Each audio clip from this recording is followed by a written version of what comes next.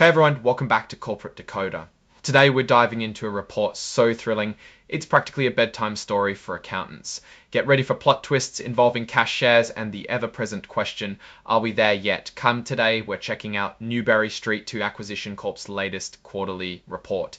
Essentially, it's a checkup on this company's progress as it looks for a business to buy, a process known as a business combination. This report gives us insight into how they're managing their money and what challenges they might face. Before we get started, if you're into getting the real story behind business filings, make sure you subscribe and join our Discord community. Link is in the description below. First, some quick background. Newbury Street 2.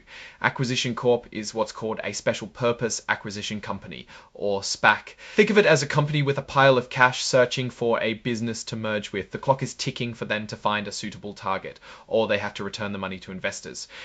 This report covers the period up to March of 2025, giving us a snapshot of where they stand in their search. Let's dive in and see what we can uncover. All right, let's get to the numbers. We'll focus on the key highlights from their balance sheet, which is like a financial snapshot.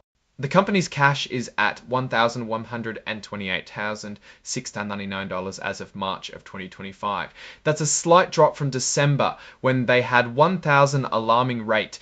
Now this is the big one, 176,408,479 trust account.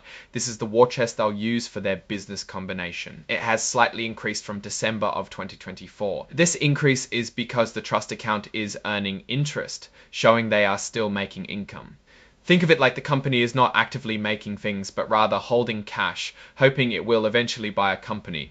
Total liabilities are a bit over $6 million. The majority of that comes from deferred underwriting fees. This is money they owe to the folks who help them go public and will only pay if they complete a business combination.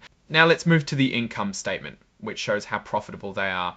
Remember that SPACs don't really operate in the traditional sense until they buy a company. Operating costs were around $155,164 per quarter. This covers things like administrative and legal expenses. It shows it's not free to run this operation. Here's where they actually made some money. $1,828,144 odd from interest on their trust account. This isn't from selling products or services, but from the interest of holding all that cash, which tells us all that money in the trust account is generating passive income. This passive income helped the company generate a net income. Lastly, there is weighted average shares outstanding, which is used to compute their income per share. The cash flow statement shows the movement of cash in and out of the company. It starts with their net income around $1.6 million. It takes away the interest they earned, since that's not from operations. They had to pay $75,264 in accrued offering costs. Ultimately, their net cash used in operating activities was negative. Atsu to 108,002. The filing provides details about the risks and uncertainties. Geopolitical instability such as the Russia-Ukraine conflict and the recent events in the Middle East are listed as risks. These events can disrupt markets and make finding a stable business combination target more difficult. They also address the question of liquidity, which basically means having enough cash to operate. As of March, they appear to have enough funds for at least a year, but that hinges on them completing a deal. It's important to look at related party transactions, which are deals between the company and its insiders. The company pays their sponsor $10,000 per month for office space and administrative support. It's not unusual, but it's good to know where the money is going. Commitments and contingencies are obligations they have. The report mentions a deferred discount of about $6 million that they owe to the underwriters, which, again, they'll only have to pay if they complete a business combination.